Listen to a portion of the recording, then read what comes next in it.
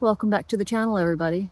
Today we're going to be talking about the 60mm Nikkor Micro lens, and I gotta say, as for a true favorite, this is the true favorite, and I'll explain why. Stay tuned.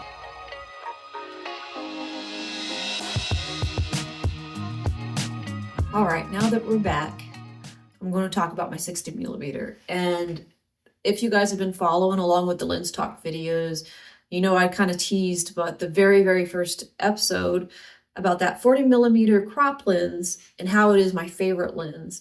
And it is equivalent to a 60mm, which is what we're going to be talking about today.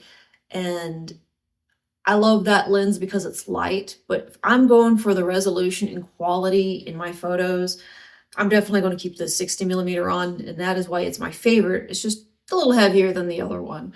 So it's a great focal length, and it's very versatile for just about everything. A lot of my lenses, you might notice, I do choose ones that are pretty roundabout. You can do just about everything with them, and this one is no different. If you're wanting that sharp macro, being able to get intimate with whatever your subject is, their pictures are crisp, there's no distortion, and it just does beautiful photos.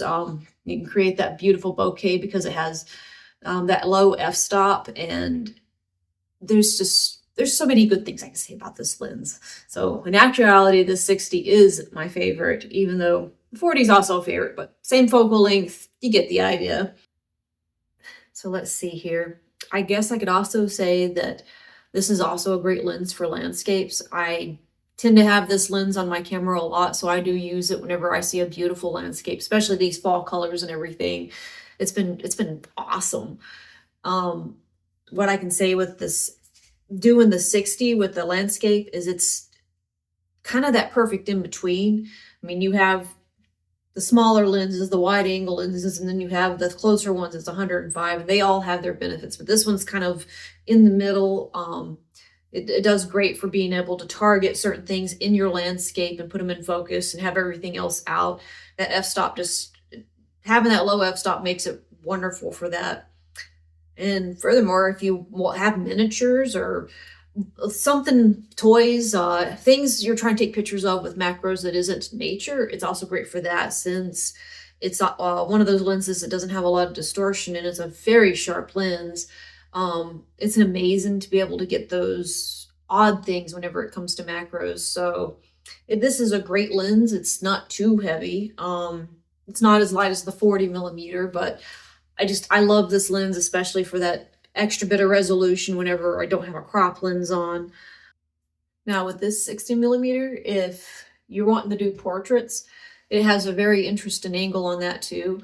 Just like a lot of my other lenses, it does take really great portraits. The low f-stop allows that beautiful bokeh, and then that sharp crispness of the resolution and everything really brings out the facial expressions and details. And it's wonderful for being able to kind of have that mid-range focal length whenever you're doing portraiture. And I do recommend it for that as well. So if you're looking for a good portrait lens, this one's really good, especially if you're not sure if you want to get up close with somebody or stay back. So it's pretty good for that, either way you want to work it. Overall, the 60mm is a beautiful lens. I highly recommend it.